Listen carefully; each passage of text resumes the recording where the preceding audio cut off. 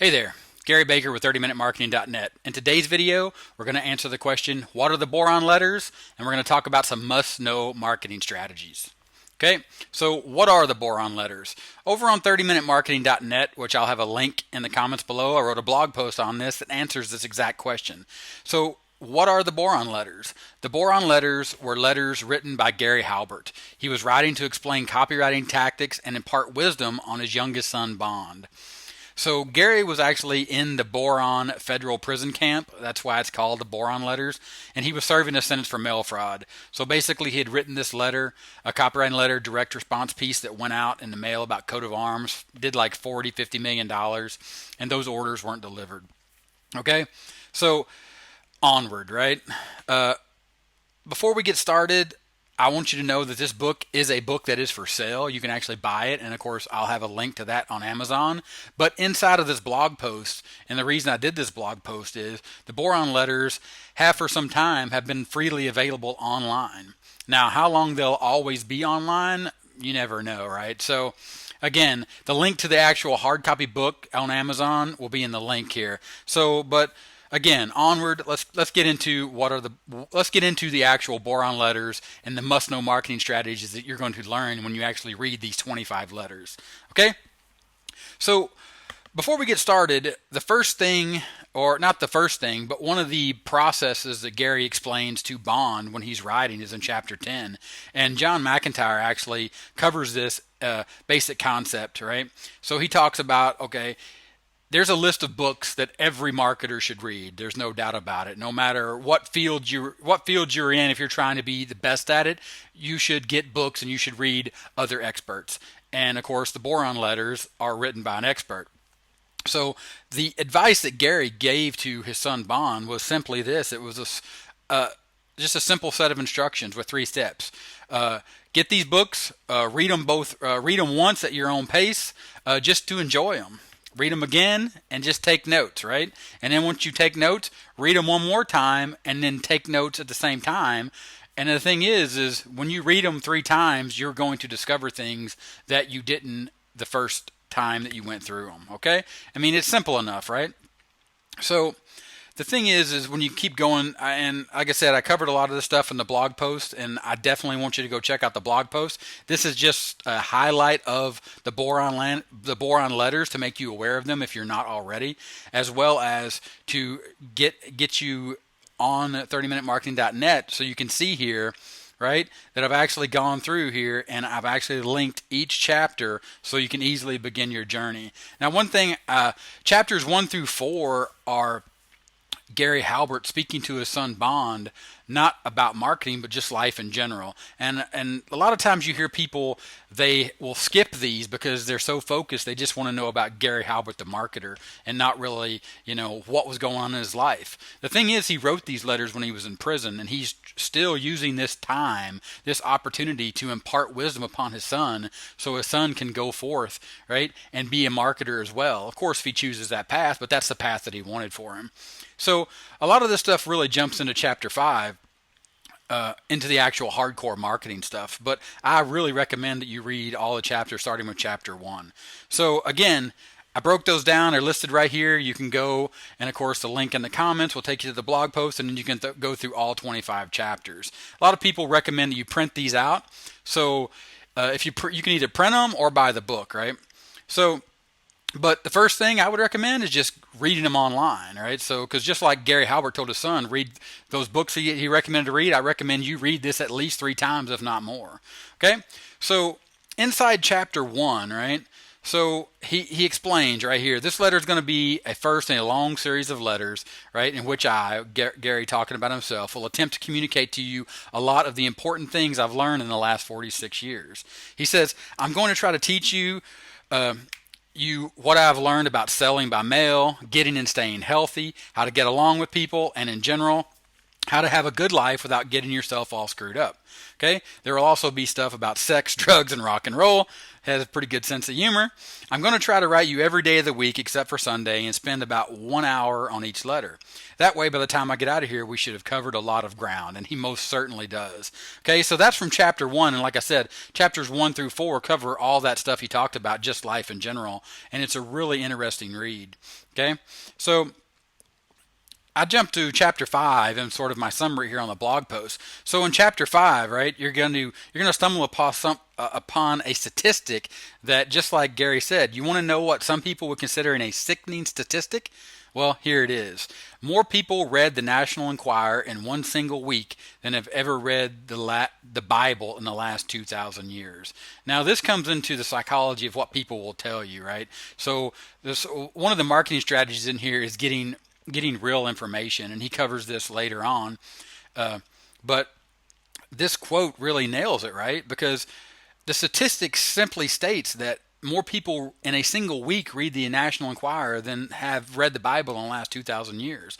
But if you ask people, right, if you do a survey and you ask people about, what's the most profound book you've ever read or whatever, they're going to tell you what you want to know. So majority of people, right, are going to tell you, hey, I read the Bible, right? So that's sort of what he's getting at, and he explains it later on. So in chapter 6, you're actually going to learn an answer to a marketing question that most people get wrong, right? And of course, when I first started, I got it wrong as well. So the question is, if you and I both owned a hamburger stand and we were in a contest to see who would sell the most hamburgers, what advantages would you most like to have on your side? So what advantages do you want? Well, the only advantage I want is a starving crowd, right? So think about it. What he's trying to teach you here is to be constantly on the lookout for groups of people or markets who have demonstrated that they are starving, or at least they're hungry, for some particular product or service. Okay? And then he drills down to even further targeting your market.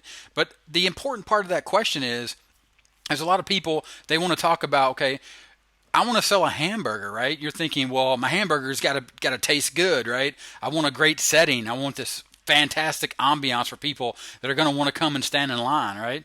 No, the thing that's going to make people stand in line for your hamburgers, the first thing, right, is a starving crowd. That's the most important thing you can get. You find that starving crowd, and they're going to want your hamburgers. Okay, so in chapter 9, he goes into the way to do targeting and get information. Okay, so he talks about some interesting ideas that he got through a book that actually sells the SRDS. It's a book that sells targeting. It's kind of like you can go on Facebook and you can get targeted audiences based off of the things they like or the things they bought or whatever, even inside of Google, right? So you sort of do this targeting. So you can look that up and get the information from the way he did it back then for direct mailing, to send mail pieces to people's actual address to their home and their business. Okay, so he goes into an example here that really drives this point home, and he's talking about once you have these compiled lists by names and addresses of people or business or institutes, right, of all the things they have in common once you've targeted them. So he uses this great example: bricklayers, architects, chiropractors, churches, businesses who do $500,000 gross every year, or businesses who do $1 million every year. Okay, and he keeps going, and he says, okay, here's my idea, right? How you can make extra money. So that's your idea. You want to sell a product to how you can make extra money. Okay? But then the thing that you have to do, right, is once you have that target market, right, you already have that starving crowd. Now you need to drill down, right? Okay, so you're saying, and then you customize it to something like how architects can make extra money, how churches can make extra money, how chiropractors, okay, can make extra money. And then let's say he goes into, okay, now you hire somebody or you write it yourself and you build a little report. The first part of the report tells about certain little known techniques for making and investing money that anybody can use. Then the second part of the book is going to contain money-making techniques that would uniquely apply to a particular group, just like the ones he targeted above, right? Architects, chiropractors, all right? This is the way that you custom tailor, or you drill down in your niche or niche, right? And you say, okay, this is custom tailored for architects. And one thing I want to show you as well, right? So inside of that chapter 9, inside of these Boron letters, he talks about drilling down into that. So for example, he's talking about how you can make extra money, right? So that's make money these days, specifically, we jump to make money online, right? So, but if you were to go to a very popular niche, right, say dog training, right, and you just go to Google and you to Google in how to train your dog to sit, right? So you have this market for how to train dogs to sit, and you can see right here in the Google snippet, right? It's from WikiHow, right? Obtain a variety of small treats, capture your dog's attention, show the dog a treat. Okay, it goes through. So basically, the idea here is get your dog's attention with treats, right? But this is very specific to dogs, right? So then I went ahead and I drilled down a little better and just understanding that there's different types of dogs and different people with different types of dogs, right? So how to train your terrier to sit, okay? So then it's going to go through here and it's going to talk about all the things as well, but you're going to see that it's going to talk about the training method. It's going to involve treats as well. So yeah, there's going to be certain aspects of terriers that are going to be a little different because a terrier is going to be a little unique, right, compared to all other breeds of dogs. Just for example, German Shepherds to set. As you can see here, the first thing is have a treat in your hand. Okay, then I said beagles to set, right? And it goes into talking about beagles to set. So that's just a real quick example inside of one niche for dogs where I drilled into not just the breed of dog, but the owner of those different breeds of dogs. They're the way of looking at, hey, I want to train my dog, but I don't just have a dog, right? I have a terrier, I have a German Shepherd, I have a beagle. Okay, so these are the kind of things, these are the marketing strategies, the must-know strategies that you'll get from the Boron letters when you really dig in and you read and you understand what Gary Halbert was telling his son Bond to be on the lookout for as a marketer. Okay, another quick example. So I just went to Google again, right? So bookkeeping for plumbers. And then I just said, okay, well, let's go, okay, bookkeeping for, and I used the letter A. Bookkeeping for Airbnb, artists, architects, right? Accountants, attorneys, all right? Bookkeeping for beginners, bloggers, builders, basketball, beekeepers, okay? So this is going to be exactly what Bond said in his thing, right? He's going to say, you're going to write a report. In the first part of the report, it's going to tell you about, right, these techniques, right? But then the second part of the book is going to actually drill in, right, and be custom tailored for those beekeepers, those, right? So for bookkeeping example, right, for those beekeepers, for those bloggers, they're going to have little specific things that they're going to need to know, right, how to keep books specifically for that business, so custom tailored.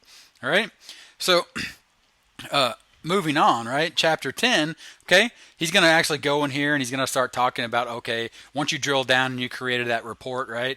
And then you're going to, right, create a catchy title, right? The Amazing LA Roadmap to Real Estate Riches. So in one of the reports that he covers in the Boron letters, he talks about real estate. And then he goes and he says, okay, you can write a report on real estate. And then in this case, you're going to target LA, you're going to target Chicago, you know, something generally along that line. So you can see again that the targeting is not just to the niche itself, but it's also to an area. So inside of chapters, once we get to chapter 17, okay, he's going to talk about transitions, right? So you've seen me already in the blog post. I said, okay, onward, let's continue. So he asked his son Bond, and he does this quite a bit throughout the letters. It's very interesting. He'll say, by the way, do you notice how little one-word transition sentences like onward keep the flow going? You say you do notice. Okay, Smarty, see if you can answer this question, right? This is a great thing because these are very personal letters that he's writing as well to Bond, you know. He's using these to drive home his point of marketing, right? And I'm sure in the back of his mind, the marketer that he was, that he sort of known that, you know, after his, well, I think it was less than a year, maybe 6-10 months, after he got out of prison, he was going to need something to sell, right? And he talks about that as well as partnering relationships on how to sell certain products. But again, these are personal letters that he's writing to his son Bond to teach him. So he asks him this question, and he uses his little thing. Okay, Smarty, see if you can answer this question. What is the best way of becoming a good writer? Aha, you're not absolutely certain about this one, are you? And he goes ahead and he says, here's the answer. The best way to become a good writer is by writing good writing. Let me read that again. The best way to become a good writer is by writing good writing. Okay? Now, of course, that's what the subject of this entire letter is about. Don't worry about developing his style. Your own peculiarities will emerge soon enough, right? And of course, in other videos and And also on the blog here, 30minutemarketing.net, I've talked about this, right? Don't worry about your style. Don't worry about your voice, right? For example, if you're blogging or whatever, your message is going to come out, right? People are going to get your message as you deliver it. And then your style and all that kind of stuff will change. And like I said, I talked about that in other videos and of course on the blog. But again, I just want to read this. He's like, right? He goes, what is the best way of becoming a good writer? The best way to become a good writer is by writing good writing. All right. So in chapter 18, he just says, now listen up. When a person first looks at something you have written, it should be something that looks inviting to read, easy to read. When he looks at your page of copy, he should be drawn to your copy like a convict is to Penthouse magazine. Again, right? This is Gary Halbert writing while he's in prison, so he's using that situation to drive home his message. Okay? Your page of copy, be it a letter, a spaced ad, this day and age, a squeeze page, an email, right, should be laid out in such a manner as to be attractive or an eye treat for the reader. Okay? So he talks about the way this is laid out, right? And this in today's age, right, on the internet, we talk about user experience and the way it looks, right? So a lot of people are going to have things that they like for certain pages. So, for example, some people like big, bold graphics and things that spin and whatever. Other people just like something straight copy. Looks more like plain text, like an old letter would. So that's going to be part of your style as well, but also not just your style, but your target audience's style, right? What resonates with them, okay? That's what he's talking about, inviting to read, easy to read, right? So make it easy for your target market to read, okay? And then in chapter 20, he brings this out, right? And this is super important to understand when you should not do certain things, right? So please remember this word, and he says halt, right? So then he goes in, he says halt is really, it stands for hungry, angry, lonely, and tired, right? And you should never make a decision when you are any of these things. Now the thing is, a lot of times you don't have a choice, and he talks about this as well in the letters, but he's saying if you do, right, don't put your back against the wall, because you're not going to be, right, in your best mental state to make the right decisions. So again, HALT stands for hungry, angry, lonely, and tired. And again, these are the kind of things that, because these are personal letters to Bond, that are important. And when you're reading it, right, you're going to be reading this for those must-know market strategies, because Gary Halbert was a brilliant marketer during his time, and of course when he was alive. But he covers these things that are important as well, right, to get you in the right frame of mind when you're actually marketing to your crowd. So he goes into chapter 21 after that, okay, and he's going to talk about, right, the deal you're offering, what you're giving, right, your offer. So propositions are very important. They are the deal you're offering. For example, one deal might be that if you buy one item, you get another item for free. And another example of a proposition is the one used by records and book clubs. It goes like this. You can have any 10 records you want right now for 99 cents if you agree to buy an additional record every other month for the next 2 years. Now, I'm sure if you're from a certain time, you remember these kind of deals that used to come in the mail. For example, for me growing up, right, in rural Arkansas, when we'd get things in the mailbox, right, we would get deals like this all the time. And of course, these were very appealing to me because I could have 99 cents today, and then I could stick this in the mail, and I'm like, oh, I'm going to get a record, and then I'll just worry about the next 2 months, right? So these are the kind of things that everybody, nowadays we make the same kind of offers, right? You see them online, right? You can buy it for one price, or you can buy. So you'll see in today's strategies, a lot of people like to use, or not even a strategy, but more of a technique or a tactic, is you'll see 3 pricing, right? You'll have one that's super low, right, or by the month, and then you have a middle sized deal that's pretty good, and then you'll have the one. Buy a complete subscription for a year or whatever, or for 12 months. We'll drop 3 months off the price. And most people are going to go for option 1 or option 2, or option 3, and option 2 is just sort of there in the middle to make it pick. And there's some strategy, some techniques, some tactics behind that. And he goes into that. But the thing is in chapter 21, Gary is imparting on Bond, right, this idea of making a deal to make sure that you get people the deal that they're looking for, okay? And then when he gets to chapter 25, which is the final letter, he actually says it, since this is the last of my batch of letters, this is number 25. And the reason he said that, I believe his original goal was to write somewhere in upwards of around 100 letters to really round this whole product out. And I don't believe he ever did that. If not, I don't think they've ever been published. So he talks about how he's going to try and think of something extra, maybe a little something special to say. So he goes, I don't know what, let's see, how about this? One of the things I've learned here is how precious the good times are and the good people are. Now, I'm going to read that statement again just to remind you that he wrote these letters when he was in prison. And again, these were personal letters to Bond. He goes, one of the things I've learned here is how precious the good times and the good people are. Even while he was in prison, he was able to impart that message upon his son Bond. Okay? So, again, those are 25 letters or 25 chapters in the Boron letters that I highly suggest you read. Buy the book. Come here to 30minutemarketing.net, of course. Click on the link here in the description. Go there, read all 25 letters, follow Gary's advice, just like he gave to his son Bond. Just read through them the first time, just enjoy them, right?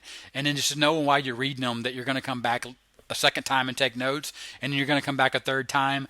And most likely, if you're like me and everybody else that really enjoys these letters, if they resonate with you, if this message is the thing you've been looking for, you're probably going to read them probably upwards of 10 times over the course. And of course, as great as these are, I went ahead and put in some other great reads that you should read that I am currently have read or reading that I will be doing the same kind of blog post on.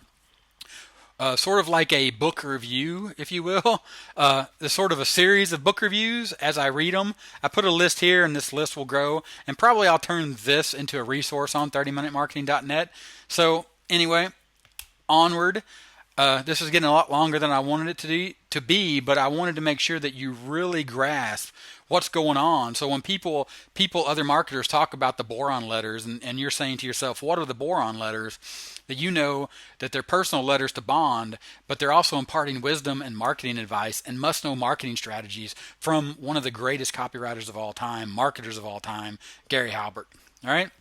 So again, this is Gary Baker with 30minutemarketing.net. Thank you for your time as always. Give me a thumbs up if you like this. Of course, leave a comment below. Let me know if you've read the Boron letters, if you're going to read the Boron letters, how many times you've read the Boron letters, some of your notes, some things that really resonated with you. Again,